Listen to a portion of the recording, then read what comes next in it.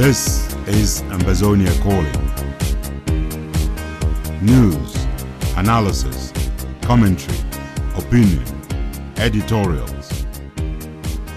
Ambazonia Calling is a co-production of Africa Freedom Network, the Missions Tribune, and Compass Free Press. Welcome. My name is Ntumfoyn Herbert, and I bring revolutionary greetings from our studios in Washington, D.C. to all of you, friends of Ambazonia and fellow Ambazonians on Ground Zero and across the globe.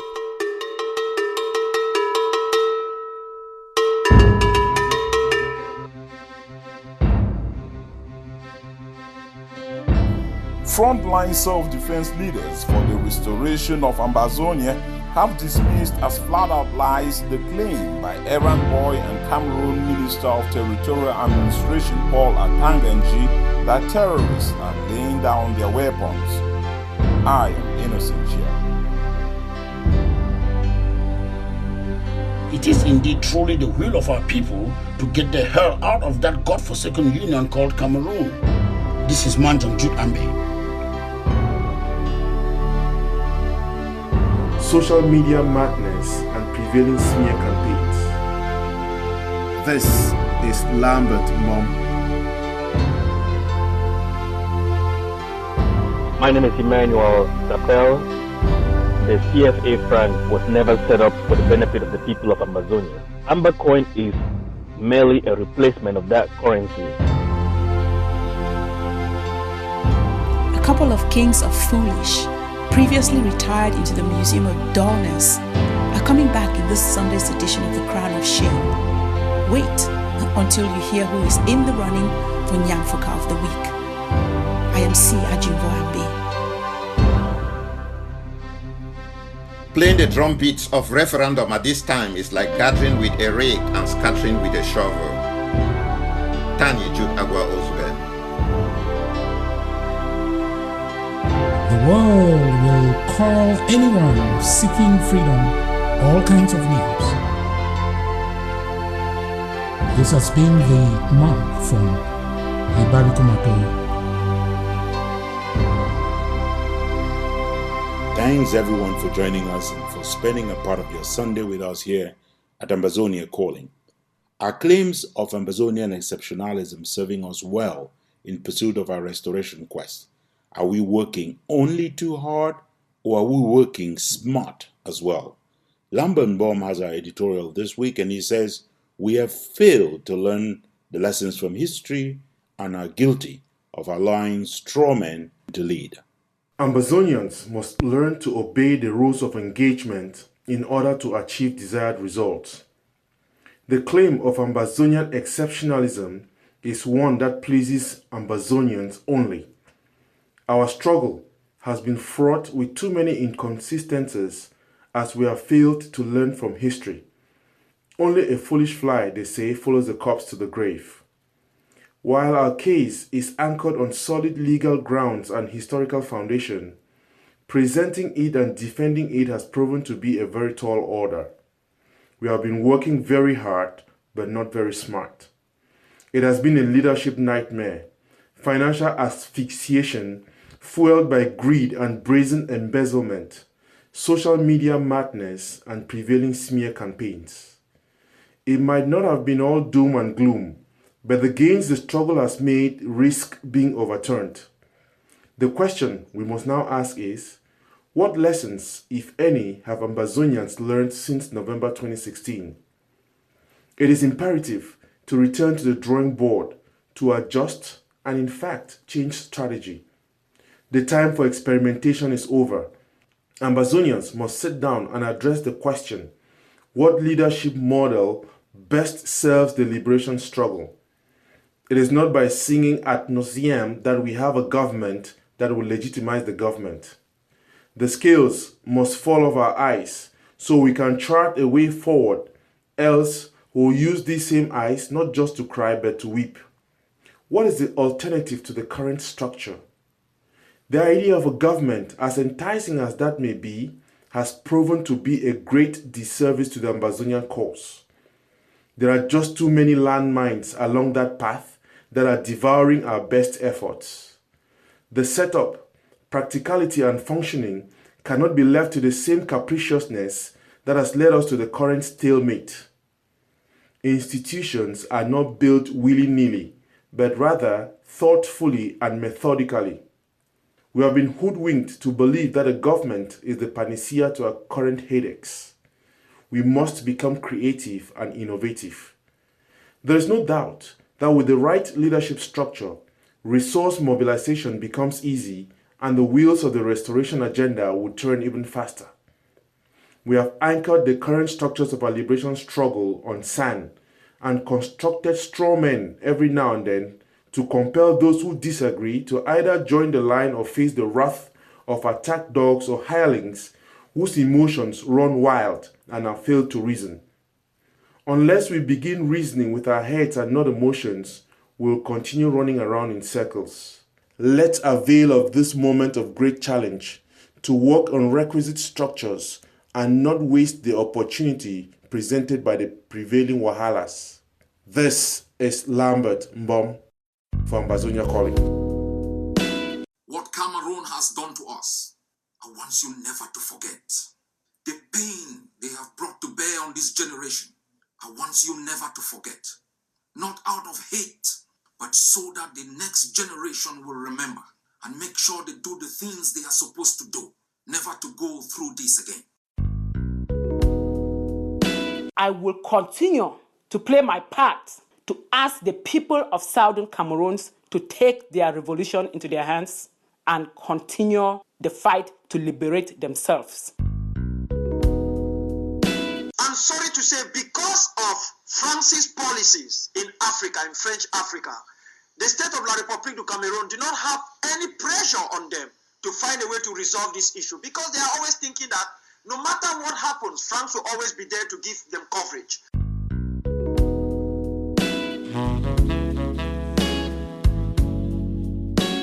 Still ahead in this edition, we have The Devil Unmasked with Professor Emmanuel Tatamenta. We have a winner of the Nyamfaka of the Week. And we are not done until you have heard our letter to Joshua. So stay tuned, kick back, relax, and enjoy Ambazonia Calling.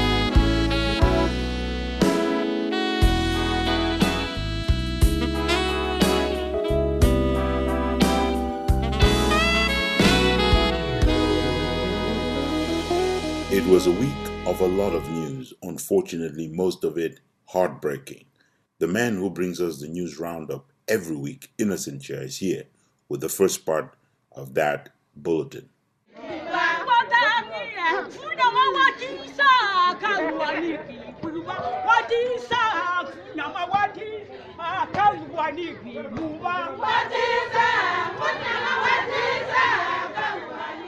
Scores of calm women gather at the sacred compound midweek in what constitutes the highest form of female traditional power, the Anlu society.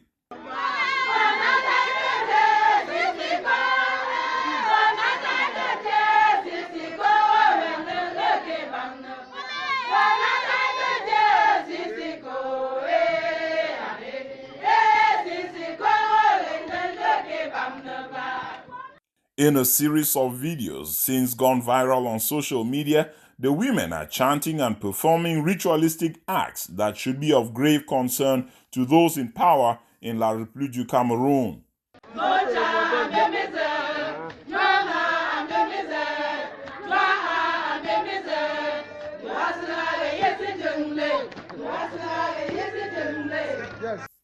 Regretting the outcome of the politics under John Foncha, Solomon Tande Muna, and Augustin Gomjua that led Southern Cameroons into the ill-fated union with La République du Cameroun, the women also chant that they are tired of burying their harvest, meaning that they are tired of burying their sons.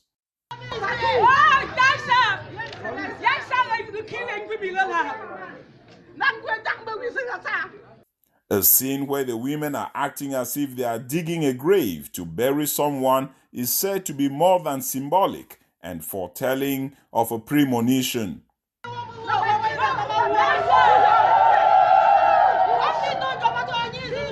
The last time the Kom-Anlu made history was in the late 60s, when the women rose against politicians who wanted to determine farming practices in the land. A most comprehensive 45-page country report on human rights practices in Cameroon for 2018 has been published by the U.S. Department of State. The scathing report comes ahead of the visit to Cameroon by the U.S. Assistant Secretary of State for African Affairs, Tibor Nagy, who has expressed optimism over a common position adopted between EU allies and the United States over the prevailing crisis between La République du Cameroon and Ambazonia. There's tremendous interest within all branches of the U.S. government towards this crisis.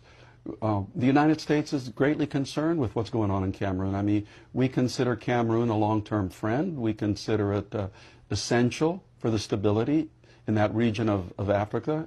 A source of great repute informed Ambazonia Calling of mounting pressure on France to draw down from their posture of unconditional support of a dictator, Biya, including withdrawal of French troops inextricably involved in the ongoing genocide in Ambazonia.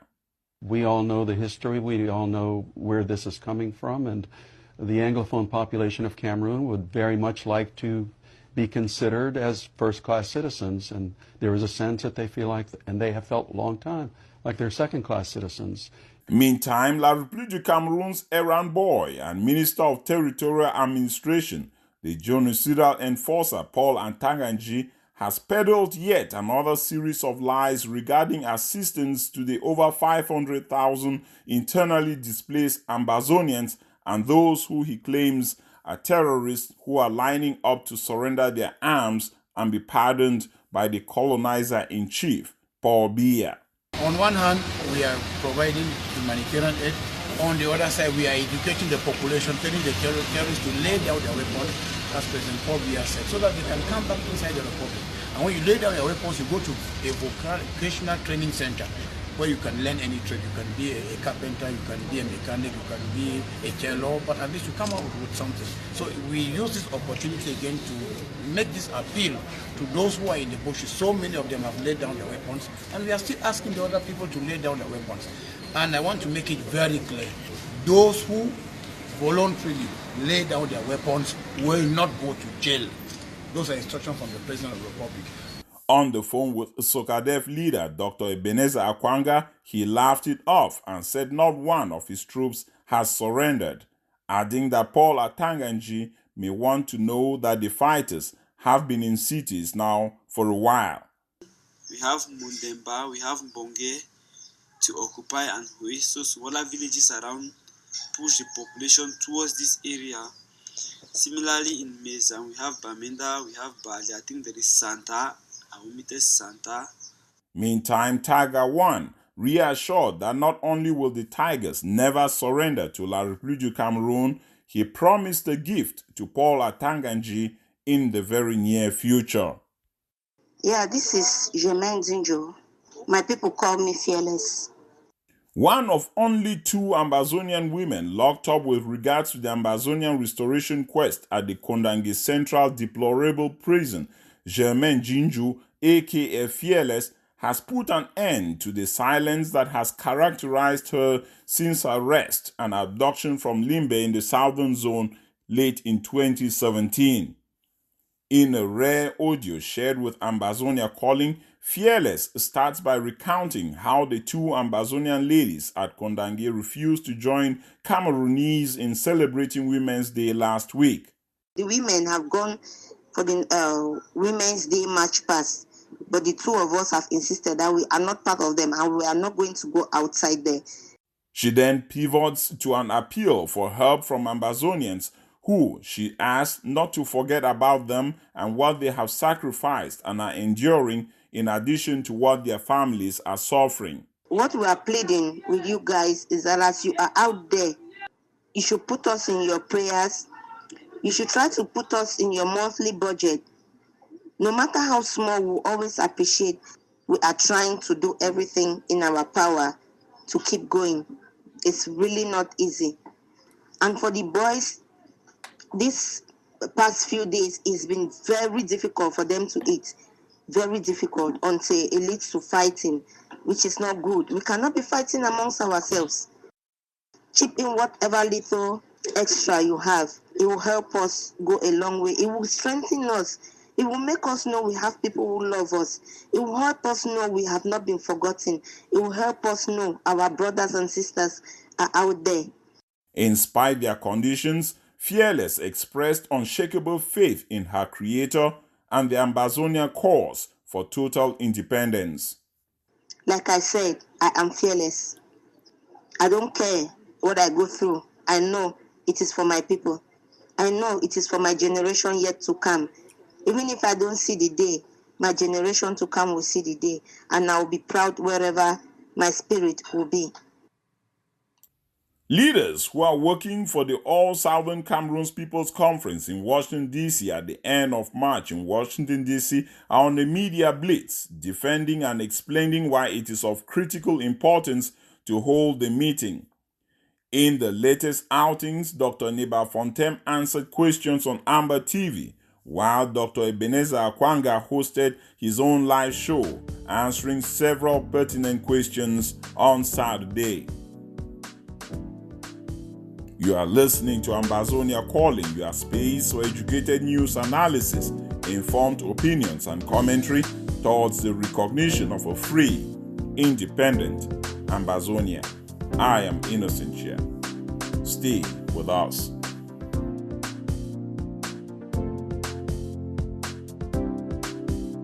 There was reference there in the first part of that news roundup by Innocent to the 45-page human rights report released this week by the U.S. State Department. Every Ambazonian should read that report, not because it is a very exciting report, not because it slams Mr. Bia's government. Every Ambazonian should read it to see the level to which even those who defend human rights, even those who are the first to defend countries demanding the right to self-rule, the United States of America, the extent to which a bad job was done with this human rights report on Cameroon. It is an awfully sloppy job, totally unprofessional work that was done with this report. There are some alarming errors in this report. For instance, it regurgitates every figure that is an official figure given by the government of Cameroon with respect to the number of its soldiers killed. It has no records of the number of Ambazonians that have been massacred. It has no records of Ambazonians held in dungeons and in prisons. It, in fact, doesn't seem to care with respect to what year it is referring to, because one of the glaring mistakes in this report is that from the cut and paste job that is done with it, there is reference to the fact that there were senatorial elections that held in the Cameroons last year. As everyone knows, no senatorial elections held last year in Cameroon. So it's an embarrassment. To some extent, it is as if those who wrote this report offered there, through these glaring errors, a chance for the Biya regime to just simply say this report is not accurate. It is absolutely shameful that this was done by an organization that really does a great job normally. Whoever did this job on behalf of the United States State Department did a disservice to the taxpayer and a disservice to the victims. This was victimizing the victims of the genocidal violence in Cameroon all over again. And it is a shame.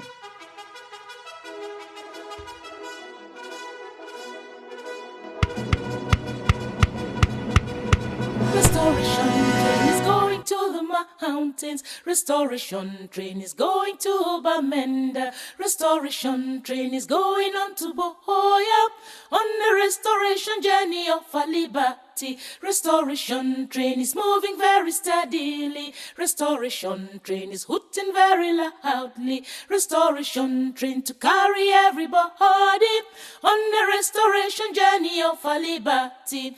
The 1964 Cairo Declaration on African Borders, reaffirmed in Article 4B of the Constitutive Act of the African Union, however, and signed off by the President of Cameroon, makes clear that demarcation of the territory of each African state is recognized as being such on the date of its independence.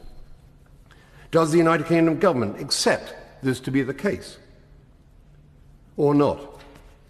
Has there been subsequent declarations that nullify these issues on borders? If not, it would follow that French Cameroon and Ambazonia are both able to assert territorial integrity.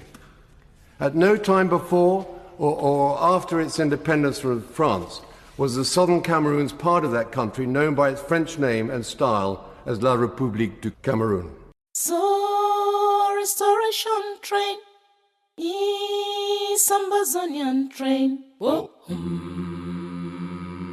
Restoration, restoration train. Whoa. Restoration, restoration train. Whoa. Restoration, restoration, restoration train is going to the borders. And now to the second part of our news wrap-up for the week. Here's Innocent again. An unidentified person, allegedly a police officer, was sadly set on fire and burned to death Saturday evening in the vicinity of Alakuma in Bamenda. There has been no information on who may be responsible for the gruesome act, even as viewer discretion pictures make their rounds on social media. Meantime, on Friday, Bia genocidal forces opened fire in Mulof, Kumbo, killing 3 unarmed Ambazonians, including an esteemed title holder on Saw land, Shufai Wongvumbam, who was shot and killed in his house, even as his wife sustained injuries on the mouth, albeit non-life-threatening. 4 houses were reportedly razed down in the same neighborhood, and 2 houses razed down at Fikov. More carnage was reported Thursday as La République du Cameroun soldiers shot, killed, and burned down 2 elderly wives of the village chief of Ko, a sub-village in Wum, MENCHUM state. Apart from the elderly women who were reportedly shot on their thighs to make sure they couldn't run out of the burning houses, the genocidal fire brigade also killed 4 kids in the fire. The village chief of Ko, Chief Achuo Erinju, grandfather of a fellow revolutionary, Nikon Kang, was away from the palace when the incident occurred. Still in MENCHUM state, 4 innocent Ambazonian citizens who were reportedly going through extremely difficult times in the city and had retreated to the village of Zongo-Tsaga died in a fire set by the genocidal forces of La République du Cameroun Thursday. It is reported that the 4 gentlemen, Fung Gilbert, Mvo Ebenezer, Ewit Ngong Thomas, and Fung Kennedy, tried running out of the burning house, but were shot back into the burning flames by the Bia genocidal forces.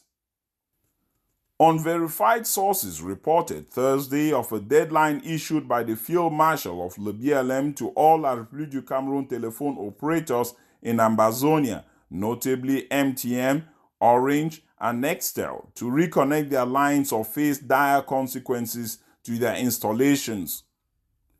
The reporting did not give any more information on the deadline and maintained that the Field Marshal reportedly forewarned via telephone on Thursday an MTN representative based in the neighboring village of Nchang in La République du Cameroun.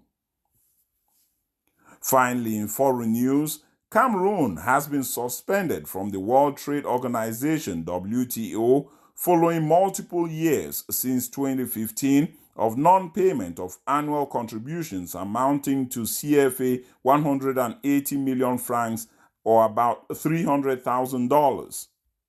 Including the public humiliation, sanctions for such prolonged insolvency at the organization include the suspension of all technical assistance and denial of any access to training organized by the WTO. Innocentia for Ambazonia Calling. Ambazonia Calling can exclusively confirm that the International Monetary Fund, the IMF, is on the verge of suspending all disbursement to Cameroon. Some of the World Bank projects that are ongoing are already suffering from that, but With the suspension from the IMF, automatically all programs at the level of the World Bank come to a stop. That means all grants, all credits, all loans, and in short order, the African Development Bank will follow. Ambazonia, you're winning.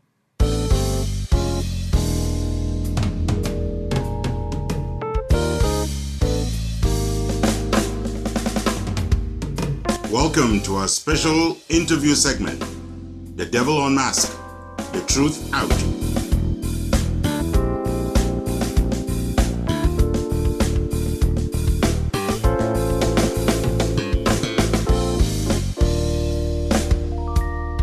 Welcome, Mr. Emmanuel Sapel of Ambazonia. My name is Emmanuel Sapel, and I am the chairperson of the board of directors for the Ambazonian Treasury. When was this treasury set up and by who? There has been a lot of initiatives that have been out there trying to culminate into the activities that are pushing towards the liberation of Southern Cameroons, and this is just one of the initiatives. One of the tools we are employing to make manifest of these old age birthrights is the independent Southern Cameroon's digital currency, the Amba coin. It is issued by the Ambazonian Treasury, as we're calling ourselves. Who set up the treasury? Who was involved? Setting up the treasury involved Ambazonians that have a banking background, that have technology background. So, Mr. Sapel, I mean, when you talk about a treasury, I presume that there's a government that runs a treasury. But is that what you're telling me, that you have a government that is running a treasury? Every organization that has to do with money in order to run the organization's goals and mission tends to have a treasury.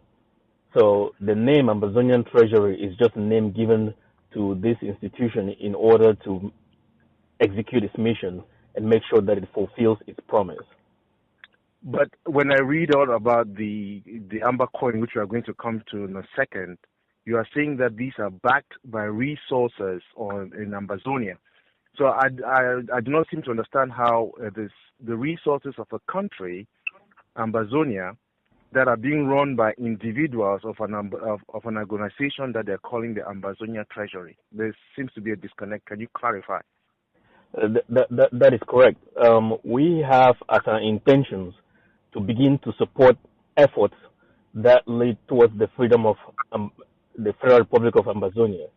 And after that independence is attained, this institution will continue to function as the backbone of the financial base of the new state. We are at a place where Ambazonia as a country would be very challenging for anyone to issue a currency. So we're trying to set the stage to create a digital currency that would make it easy to enable that transition. One of the reasons that we have problems with Africa, and especially Francophone African countries, is that on the 24th of December 1959, the French decided under some accords that they owned the underground, they owned the natural resources of French-speaking countries, and that those resources will be exploited principally by them. And then afterwards, they pretended to turn over independence to the people. So here you are explaining basically that a treasury unknown to the people, constituted by individuals that are unknown to the people of Ambazonia, have erected themselves into the treasury, are mortgaging the resources of Ambazonia for the purposes of doing an amber coin that the people of Ambazonia have basically not approved. In fact, I think that there is a misunderstanding of pegging the amber coin to the resources of the Federal Republic of Ambazonia. We came up with this idea right when we noticed that the Republic of Cameroon was out there selling the resources of the peoples of Ambazonia. So in fact, this was a statement that we put out there to make sure that anyone that had intentions of having agreements with the Republic of Cameroon was aware that the Federal Republic of Ambazonia was the bona fide owner of those resources, and those resources already had claims against them, now, historically, and in the future. I mean, I would want you to go to the topic of the amber coin, but I'll just point out for your own information, and I know you may know this, that when the agreement was sealed through SCAPAC, and the governing council at the time and Foley-Hogg law firm, that agreement also said that those resources belong to Foley-Hogg and that future organizations of Ambazonia will be held to respect that agreement that was signed with Foley-Hogg.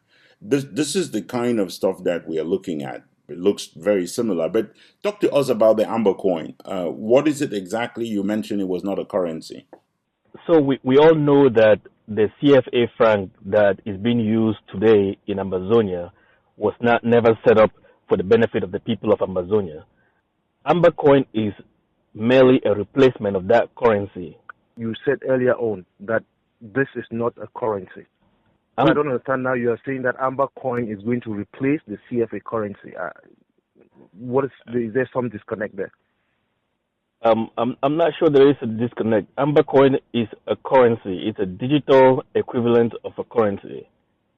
Our aim of this project is to make sure that the CFA becomes a history in the Federal Republic of Ambazonia. So that is something for the future, and we have just explained that you seem to be usurping some powers that you guys do not have. What is the usefulness of Amber coin currently for this revolution? Currently, for this revolution, Amber coin is a method. It's a method for crowd. That is why this has been talked about in so many media forums in the world, because of the potential that it possesses. Amber coin is a method for raising the necessary capital that will be used to support every effort that is out there in this struggle for the independence of Ambazonia. If we make then the assumption that, okay, it's not a currency, but it is a currency, because it could be exchanged. It is a currency. And will eventually replace a currency. If we make that assumption and we look at the market situation for, I presume it was designed after the Bitcoin principle. If we look at the market situation where the Bitcoin itself for the year 2018 lost 80% of its value, is this an investment you would be asking Ambazonians to make and feel safe about their investment? Let me explain this a little bit further to make sure that we all are on the same page on this. Please take some time to explain it to our listeners. Thank you for the opportunity here. Blockchain technology, which is the rails on which cryptocurrencies run, provides different opportunities to do different things using the cryptocurrency. So cryptocurrencies can perform different functions. Bitcoin's function is as money itself that has been accepted by a community of its users and its owners. What Amber coin is a national currency which is different from the Bitcoin. It possesses characteristics of the Bitcoin, but is different from the Bitcoin in terms of the fact that it is equally the monetary unit of a nation state. When you purchase Amber coin, you're basically providing the resource money that is needed in order to run the revolution. What our intention is to put Amber coin in the hands of every Ambazonian. So by having a bigger community of Ambazonians using that currency, it becomes the acceptable currency for that nation. Let me get to one point. You are using Amber coin as a fundraising mechanism. That is correct. Not something that somebody is going to gain something from it. So I'm just going to the equivalent of $1,000, for example. All I get is some certificate to show that I have put in 1,000. There's no gain, no benefit from that. If some other person comes and puts in the same 1,000, he gets a digital footprint like myself. And you gather the money now as a crowd and use that to fund the revolution. And there's nothing that the person who's putting in the money gains. Am I right? Here is where the gain comes in. When it becomes the currency of Ambazonia, it becomes just like any other currency that exists in the world. It becomes like a dollar, it becomes like a equivalent of yen, equivalent of a won. The economy of Ambazonia is now on zero.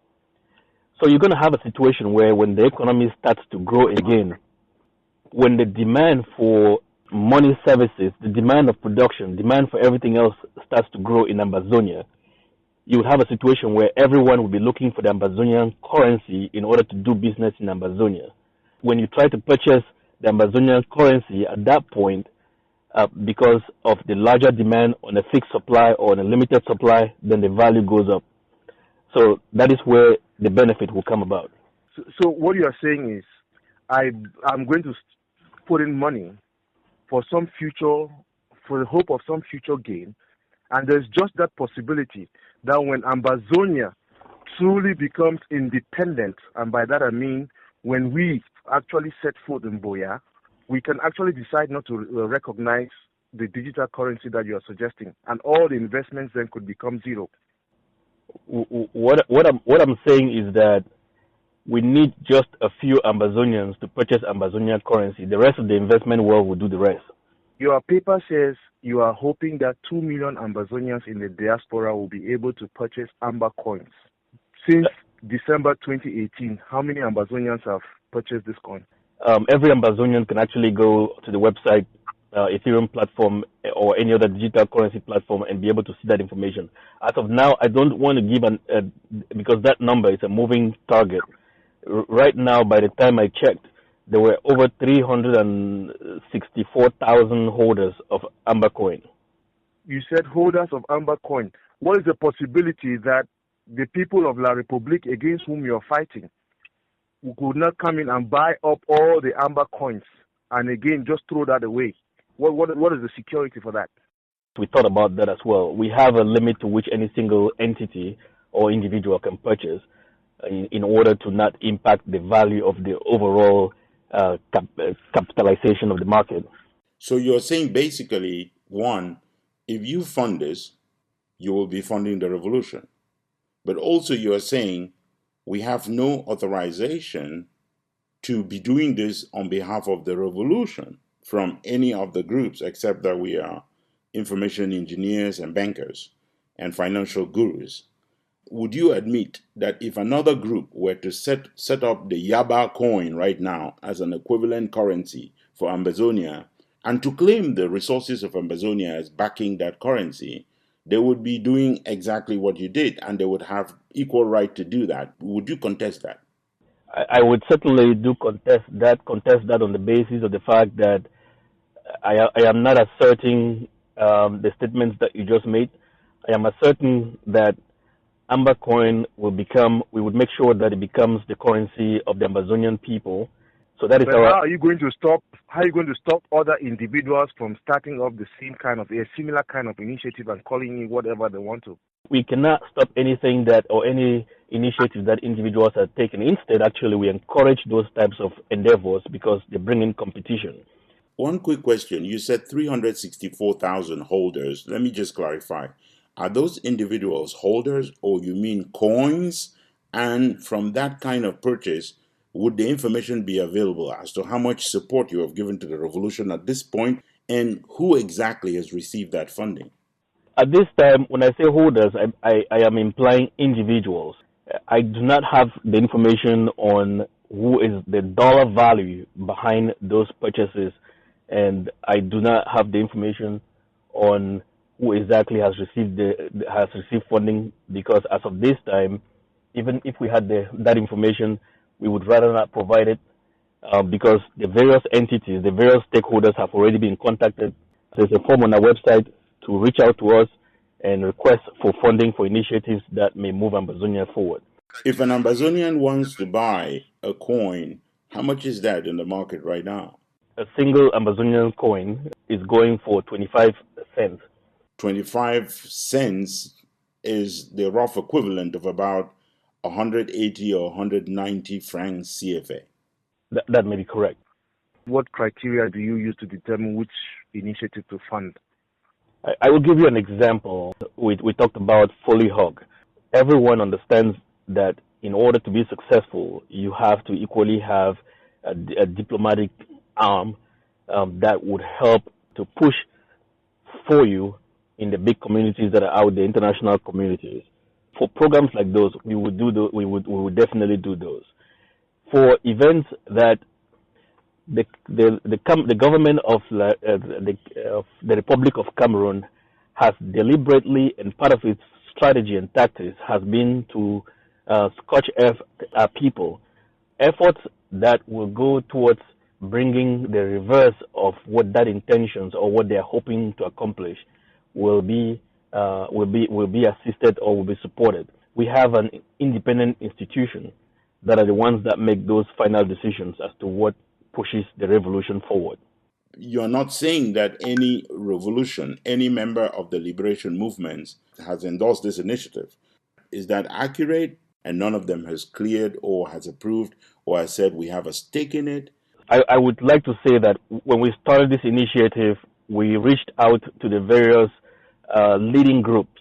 And we all know, and some of you will be aware that you saw a statement that was issued by the IG disclaiming, before we were done meeting with them, but disclaiming any types of relationship with the Ambazonian Treasury. However, they did encourage the initiative.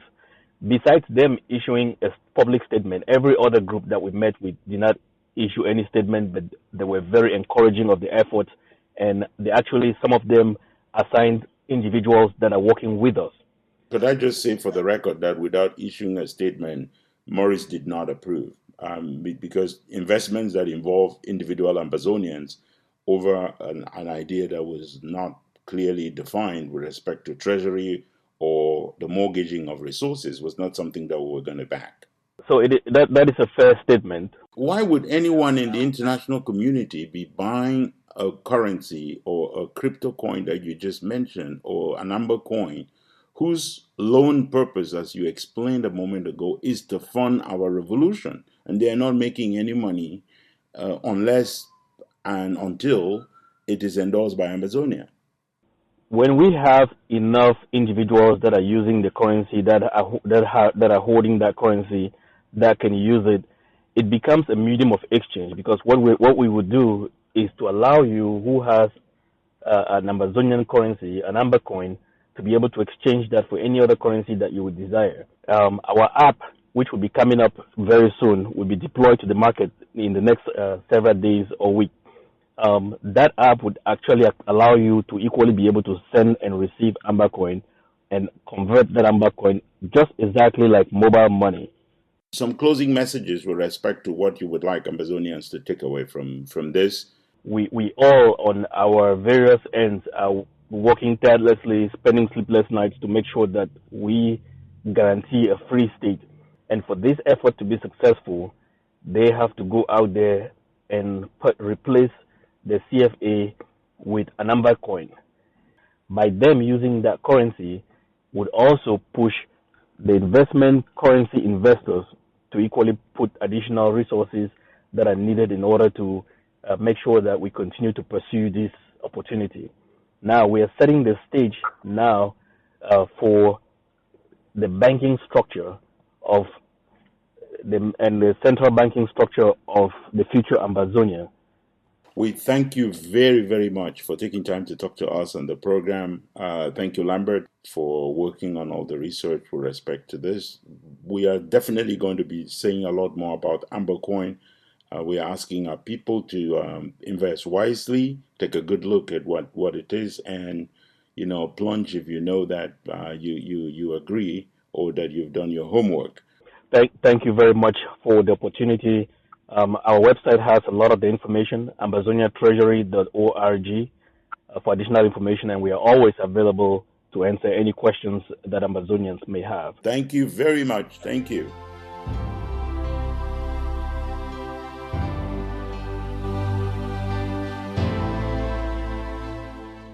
This thing will go on for 50 and 100 years.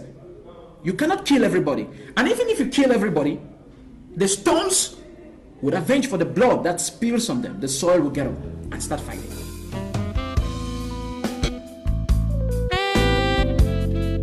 You have plenty of show yet to come, so don't go anywhere. We will be right back. The people of West Cameroon cannot be your slaves. The people of West Cameroon are not, you did not conquer them in war.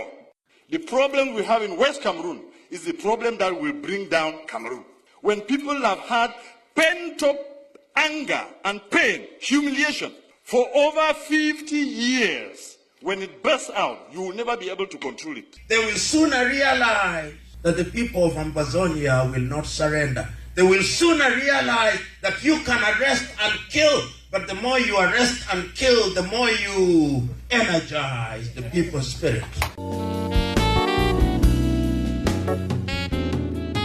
At the very onset of this revolution, the Christian churches in Ambazonia laid out a message of support for our people and for our restoration quest. Sadly, it would seem that the prince of the Catholic Church in Cameroon, Christian Cardinal Tumi, who all throughout his career as a priest has refused to be involved with politics, is now so deeply buried in politics that he is willing to be the leader of the minority party in support of federalism in Ambazonia. Here is Barrister Manjong Jutambe on exactly where he thinks the cardinal is going. The Prince of the Catholic Church in Cameroon, His Eminence Christian Cardinal Tumi, consciously or otherwise, is accelerating his plan to practically sell our people to Pharaoh in the Egypt that is colonial Yaoundé. Cardinal Tumi, the leader of the opposition pro-federalist Ambazonians, is keen to play the role of Pa Solomon Tandeng Muna and Pa John Go Foncha combined in 2019. Unless and until federalists can show Ambazonians with absolute unquestioned specificity and certitude that which is so essential and critical for our collective survival, and that we risk losing should we separate from colonial Cameroon, they should and must be called out for the distractors that they have become. Their actions and or pronouncements at best tantamount to betrayal of our people in this day and age. It is about time they get the hell out of the way and let our people take their destiny into their hands by doing whatever it may take to give them a second bite at the independence apple that eluded them some 6 decades ago.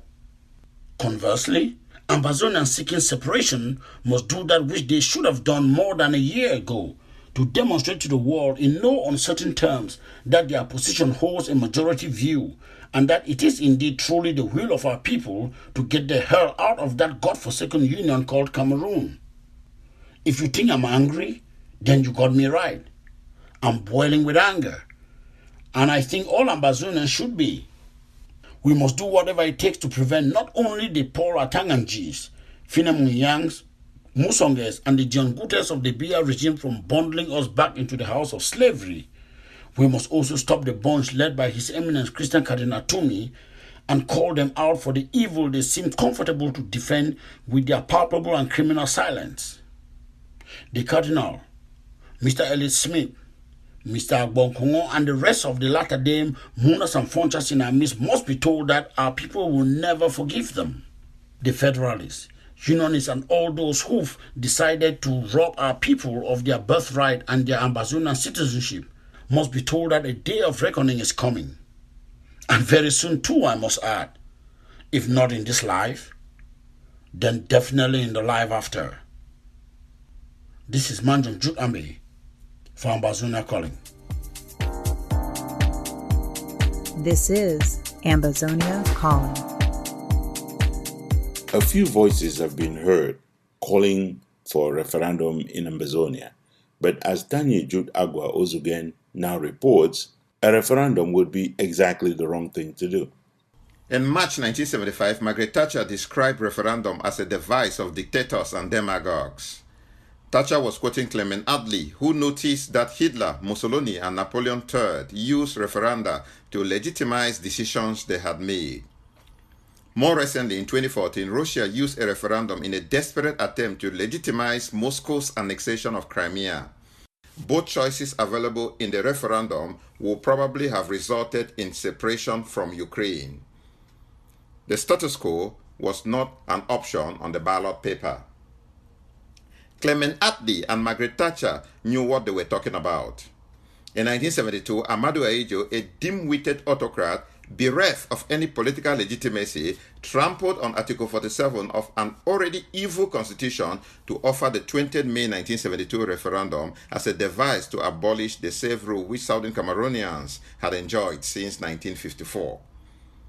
With victory closer today than at any time in Ambazonia history, one has to wonder what some of our people are on, or what they have been smoking, to be offering the tyrant Biya the very instrument he will keep to use in order to legalize the annexation of Ambazonia. Truths are unquestionable about the Biya regime. Biya has never won an election since the advent of multipartyism. But in the same vein, Biya has never lost an election. In that paradox is the foregone conclusion of any referendum. Ambazonians must reject any referendum with every ounce of energy in their hearts and souls. No other people on earth were made to vote twice for their independence. If the international community cannot implement the outcome of the 1961 plebiscite granting our people independence under a confederation of two states, equal in status, what tells Ambazonians that they will support, uphold, and stand by the outcome of a fresh referendum? The world must not play Ambazonians for suckers in 2019. Never again. The UN must implement resolutions on its own books and stand by its own charter. Ambazonians are the only ones right in this debate, and right is a majority, even if the rest of the world, for the time being, refuses to uphold our right.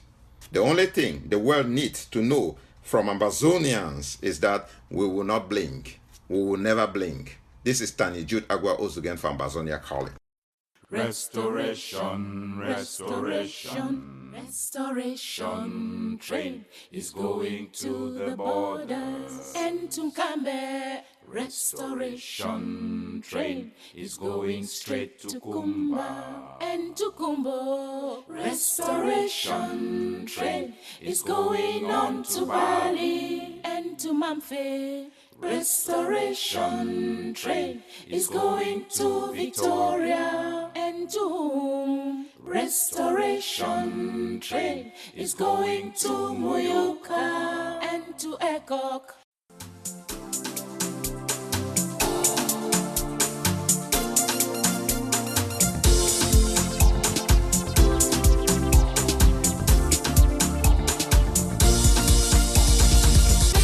We don't do foolish, but when there are capital fools out there, we make it our duty to find them, and every week we crown one of them the Nyamfuka of the Week. Veronique Vitimfe is still traveling this week away from continental North America, and here to present the kings and queens of foolish is Barrister C. Ajimvambe. Finishing in the third place and lifting the bronze medal for foolishness are a duo. The first is a certain Digimas, whose on-air audio messages misled many into giving him the nickname of Inspector Digimas. It would appear, based on his outing on social media on Saturday morning, that Digimas is great at hatching and telling some of the fattest and juiciest falsehoods. In an effort to market his hero in this revolution, Dr. Lucas Joe Ayaba, Digimas thought it necessary to try to rubbish other leaders like John Baakuro, cooking the books in the process. But he got caught with a falsehood in his mouth. A good thing for Ambazonians to know, because every other lie Digimas ever told needs to be verified for the lie it is. Coming in on the same ranking is a certain Ellie Smith, who after a tour of Europe and North America returned to the Cameroons, and on Equinox TV gave an interview in which he confessed that the AGC of Cardinal Tumi, which he coordinates, is also working with Francophones. He cited his meeting in Germany. He has previously suggested that anyone can be Ambazonian so long as they were born in our homeland, most likely because he fears that his origins from La République du Cameroun would throw him out of anything Ambazonia. Not so fast, Ellie Smith, and not so fast, Digimas. For trying to pull fast ones on Ambazonians, both of you are this week's third place finishers for the crown of shame, the Nyamfuka of the Week. Nyamfuka them all.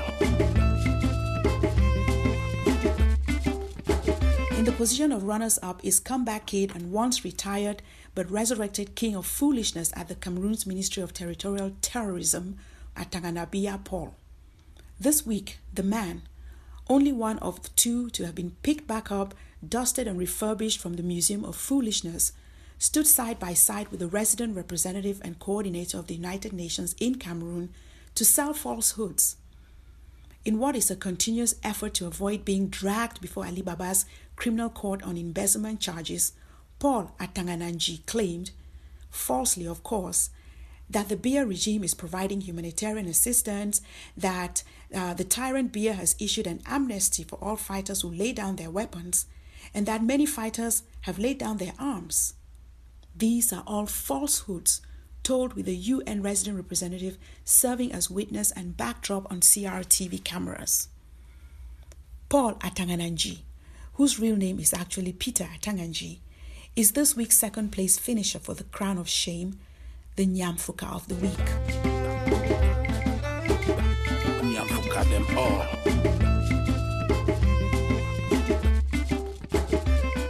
Finishing at the summit of foolishness this week is a man who has never seen an academic achievement he has not wanted to cheat to claim. The man's few diplomas are baked out of lies and academic fraud. This week, the fellow raised hate speech to an art when he confronted a group of women in Boya who had an authorization to stage a demonstration. Patrick Ikema, the man who could not pass an exam to be an academic failure, used the only argument the ignorant and hate-filled use. He used his Bakuri origins to suggest, from the only half book he knows, that only people from Boya have a right to demonstrate in Boya. It is an argument the man had trouble even making given the raw anger and hate that is eating away at the soul of this evil man. Patrick Ikema happens to be the second of two people we pulled out of the Museum of Foolishness this week to slap in the face with yet another well-deserved award of shame. The exam-cheating, vulgar, lack of home training, illiterate ignoramus who passes for the mayor of Boya Town thanks to rigged elections, the yam head called Patrick Ikema, is this week's undisputed winner of the Crown of Shame, the Nyamfuka of the Week. Nyamfuka them all. This is C. Ajimbo Ambe for Ambazonia Calling.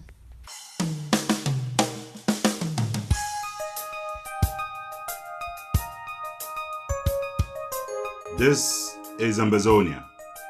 One nation, one soul, one people. Sacrificing, bleeding, and yes, dying if need be, until we kick the colonialists out and enthrone a government of the people in Boya.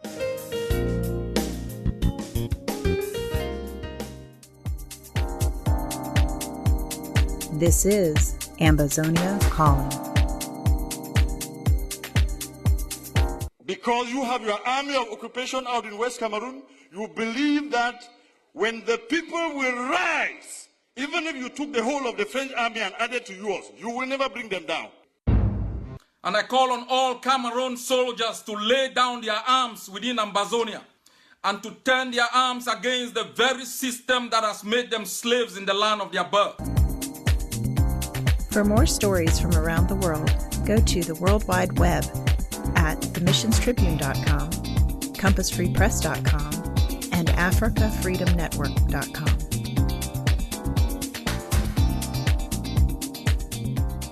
Here is our letter to Joshua.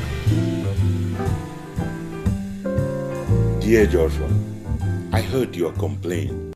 You are absolutely right to complain about being treated differently.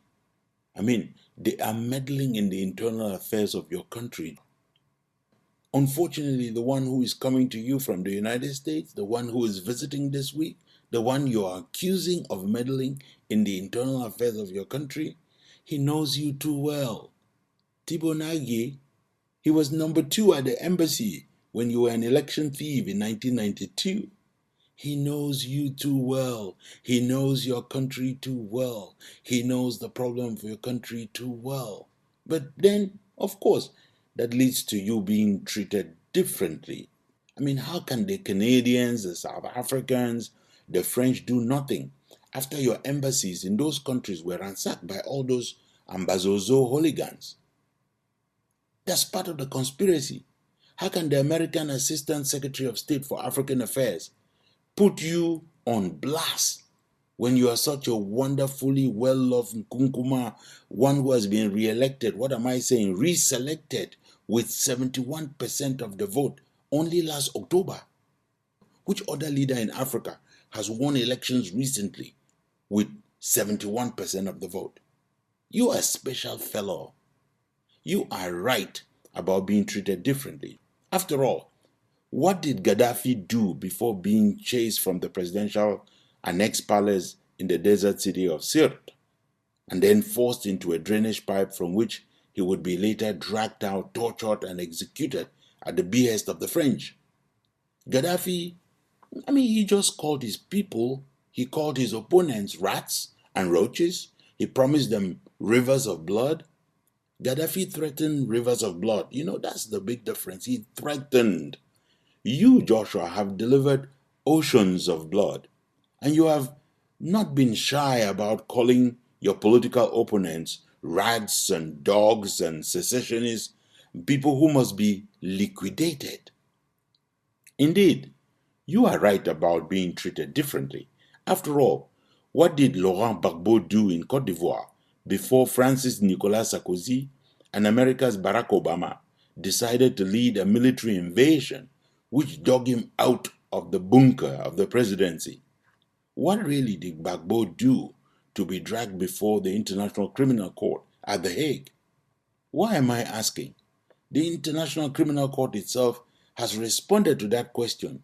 The court has said Gbagbo is not guilty. In other words, he did nothing wrong, Joshua. Compared to you, whose military has committed untold war crimes and genocidal violence in Ambazonia, and you are still walking around the world a free man. Talk of being treated differently.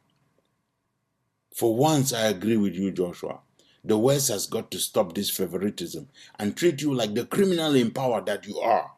You need to be dragged out of the presidential bunker or from wherever drainage pipe you are hiding in Vomuka and either royally executed in the fashion no different from Gaddafi, or be dragged to the International Criminal Court as the world did to Gbagbo.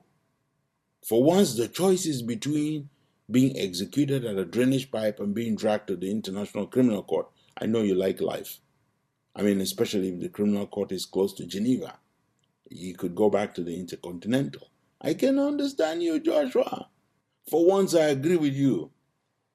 Persons who commit the same crime need to get the same sanctions. You get the same sanctions as Gaddafi or Gbagbo. Not different. I sympathize with you. All this meddling in your internal affairs without actually taking you out just leads to you being treated so differently. Not nice.